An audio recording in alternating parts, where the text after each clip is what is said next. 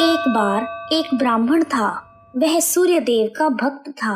वह हर रोज नहाता और सूर्य भगवान की पूजा करता था। उसके पास आमदनी का कोई साधन नहीं था।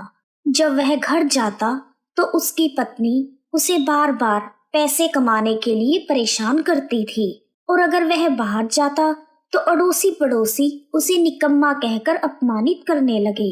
एक दिन वह नहा धोकर सूर्य भगवान की पूजा की सामग्री लेकर जंगल में चला गया। वहां एक सूखे पीपल के पेड़ के नीचे बैठकर उसने सूर्य भगवान की पूजा की और कथा कही। वहीं पीपल के पास एक सूखा हुआ तालाब भी था। उसमें थोड़ा सा ही पानी था। उसी पानी से लोटा भरकर उसने सूर्य भगवान को अर्घ दिया और पूजा का जल बहकर पीपल और सूखे तालाब दोनों में चला गया। जल के जाते ही सूखा हुआ पीपल का पेड़ हरा भरा हो गया और सूखा हुआ तालाब साफ पानी से भर गया। उस जल में सूर्य भगवान दिखाई देने लगे और कहने लगे, ब्राह्मण मांग, तू क्या मांगता है?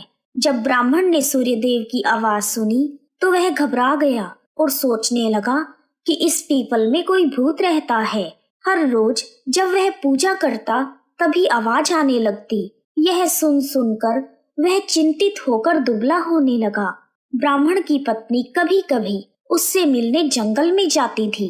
एक दिन उसने अपने पति से पूछा, आप हर रोज दुबले क्यों हुए जा रहे हैं? तब ब्राह्मण ने भूत वाली बात अपनी पत्नी को बताई। इस पर ब्राह्मणी बोलने लगी कि आपके पूजा करने के बाद ही आवाज आती है ना, मुझे तो लगता है कि सूर्य भगवान स्वयं आते हैं।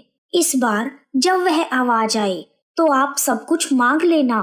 तब ब्राह्मण बोला, मैं क्या मांगू और कैसे मांगू? अगर ज्यादा कुछ कहना होगा तो मैं भूल जाऊंगा। कोई ऐसी तरकीब बताओ जिससे कम शब्दों में ज्यादा मिल जाए। ब्राह्मणी बोली, तुम कहना, 9 खंडे महल के अंदर सोने के पालने में पड़पोते को दास दासियों द्वारा खिलाते हुए अपनी आंखों से देखूं। इस प्रकार लंबी उम्र, धन धान्य, महल, बेटे पोते पड़पोते सब कुछ मिल जाएगा, क्योंकि जब धन होगा तभी तो सोने का पालना आएगा और दास दासियां होंगे और आंखें घुटने ठीक होंगे, तभी तो पड़पोते को सोने के पालने में झुला सकेंगे और देख सकेंगे। ब्राह्मण को अपनी पत्नी की बात जच गई। अगले दिन जब पूजा के बाद आवाज आई तो ब्राह्मण ने वैसा ही कहा जैसा ब्राह्मणी ने समझाया था। तब सूरज भगवान ने सोचा, देखने में तो बड़ा भोला लगता है, पर एक ही बार में सब कुछ मांग लिया। सूर्य देव प्रसन्न होकर बोले, जा, तेरी इच्छा पूरी होगी। फिर ब्राह्मण जंगल से घर गया और उसने देखा कि उसकी टूटी हुई झोपड़ी की जगह एक 9 खंडा महल खड़ा है। दास दासियां आ जा रहे हैं। ब्राह्मण ने उनसे कहा, यहाँ मेरी झोपड़ी और बूढ़ी ब्राह्मणी रहती थी, वो कहाँ गए? उस समय महल की खिड़की से एक सुंदर औरत गहनों और सुंदर कपड़ों से सजी हुई बाहर आई और ब्राह्मण से बोली, अंदर आइए स्वामी, यह अपना ही महल है। सूर्य भगवान ने आपकी मनोकामना पूर्ण कर दी। ब्राह्मण ने अंदर आकर कहा, हम इतने धन का क्या करेंगे? तब उसकी पत्नी बोली, धन से क्या नहीं होता, हम दान पुण्य यज्ञ और होम आदि करेंगे। ब्राह्मण ने वैसा ही करना शुरू कर दिया। अब पूरे नगर में राजा की जगह ब्राह्मण का गुणगान होने लगा।